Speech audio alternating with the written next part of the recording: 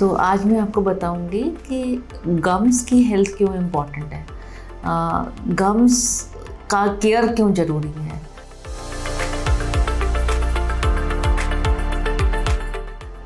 हमको हमारा जो डेंटल हेल्थ है वो गम्स से बहुत ज़्यादा रिफ्लेक्ट करता है, क्योंकि गम्स जो होते हैं they are supportive tissue for your tooth. कई बार गम्स की प्रॉब्लम को पहचानोगे कैसे, ये आपको मालूम होना चाहिए। गम्स की प्रॉब्लम को डील कैसे करोगे, ये आपको मालूम होना चाहिए। और किस स्थिति में हमको हमारे डेंटिस्ट को कंसल्ट करना चाहिए, that is also very important. जो गम्स होते हैं they are foundation for your teeth, because gums के नीचे बोन होती है। बोन जो है वो टूथ को सपोर्ट करके रखती है। तो जब गम्स की बात आती है तो सबसे पहला साइन जो यूजुअली पेशेंट्स कंप्लेंट करते हैं वो होता है, या तो पेशेंट को ब्लीडिंग होती है वाइल ब्रशिंग और मंचिंग ऑन हार्ड सब्सटेंस।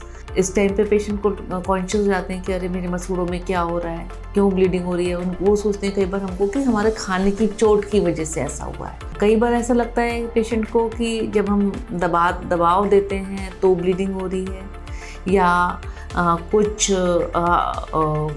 पोक करने का मन करता है, या जब हम पानी पीते हैं तो सेंसिटिव लगता है। सेंसिटिव कैविटीज़ की वजह से भी लग सकता है, पर सेंसिटिव गम्स की प्रॉब्लम की वजह से भी लग सकता है। जब हमारी गम्स की प्रॉब्लम बहुत ज़्यादा हो जाती है तो सेंसिटिविटी भी बढ़ जाती है। कई फैक्टर्स होते हैं जिसमें हमको और गम्स में यूजुअली गम्स का जो कलर होता है ना वो पिंकिश होता है।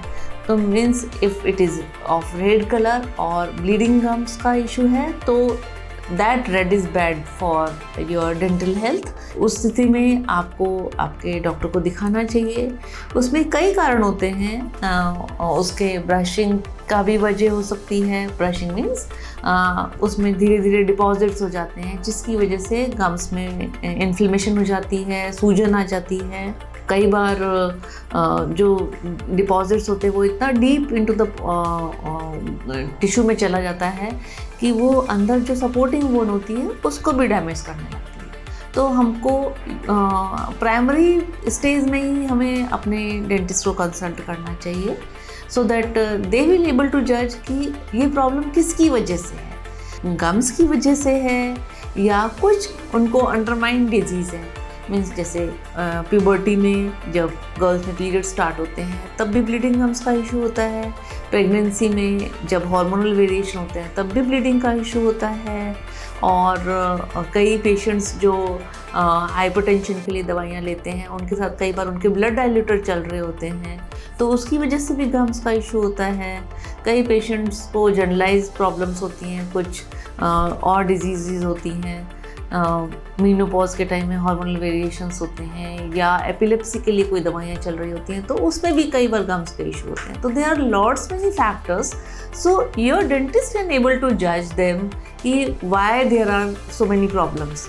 तो वो ही आपको उसका रूट कॉज भी बता पाएगा और वही आपको उनकी केयर भी बता पाएगा। Don't neglect this front to consult a dentist to rule out the basic cause for your dental health or gingival health or gums का health।